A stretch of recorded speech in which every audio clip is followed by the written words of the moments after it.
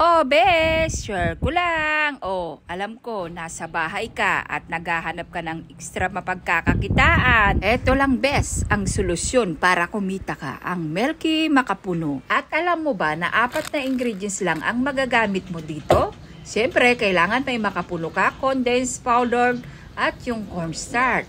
So, ang una, siyempre, sasalain mo muna yung ating makapuno na mabibili yan sa mga mall or sa mga supermarket. Tapos, pag na-drain mo na yung water niya, ay ililipat natin ito sa ating food processor. Kung wala kang food processor, best, pwede mo rin naman siyang gugunting-guntingin ng maliliit. Kailangan dapat magiling siya ng kaunti, bahagya, huwag masyadong dudurugin, best. Kailangan dapat ganito yung kanyang consistency, nakikita mo. Tapos, mag-add na tayo ng condensed milk sa may kawali. At siya nga pala, magtunaw ka muna ng cornstarch sa may malinis na bowl. Lagyan mo ng kaunting tubig, saka mo siya hahalo-halo-haluin. Dahil yan ang ating pampalapot. O, balikan na natin yung ating condensed milk. Kailangan na halo-haluin mo yan. Huwag mong titigilan kasi magdidikit yan. At kailangan dapat nakaluhit ka lang dapat.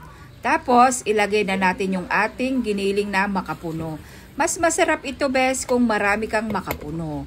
Para lasang-lasa mo talaga yung ating makapuno. Tapos, pag naging malapot ng kaunti o bahagya yung ating condensed milk, ay halo mo na yung ating cornstarch. Saka na naman natin ito palalaputin. At huwag mong titigilang sa kakahalo na ito, mga bes. Dahil nga matagal talagang haluin ang ating makapuno. Talagang todo effort talaga ang paghahalo dito, bes. Nakakangalay, oo. Pero pag naibenta mo naman, ito ay worth it naman. So, magiging ganyan na yung consistency niya. Ayan, kailangan dapat malapot-malapot talaga at nag-i-sticky na parang ganyan. Saka mo yan, isi-set aside yan pag medyo luto na yan, bes. At ililipat natin yan sa malinis na bowl na naman. Kailangan palalamigin mo muna, ha? Meanwhile, habang pinapalamig natin yung ating makapuno, maglagay ka na ng powdered milk sa may malinis na bowl. Kung wala kang swak pack, ay bumili ka na lamang po ng skim milk. Mura lang naman yung skim milk dahil ang kalahati 125. Yung original lang gamitin mo, best, para lasang-lasa yung milk. Pagkatapos ay mag-i-scoop ka na dyan ng 1 tablespoon.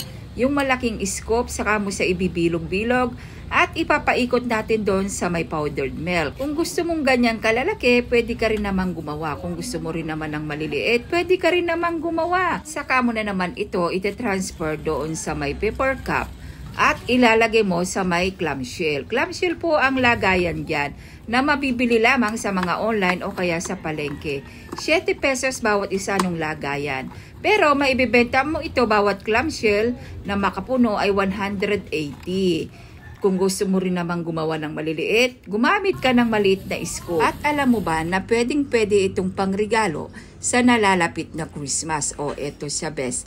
Lagyan mo siya ng ribbon para kaakit-akit. Kung nagustuhan mo at umabot ka sa pinakadulo ng aking video, pwede kang mag-comment down below at sabihin mo kung saan mo lugar napanood ang aking mga video para malaman ko rin naman kung saan po nakakaabot ang aking mga videos. So, heto na ang ating Melky Makapuno. So, ayun lang, best. Share ko lang. Ingat. God bless. Bye!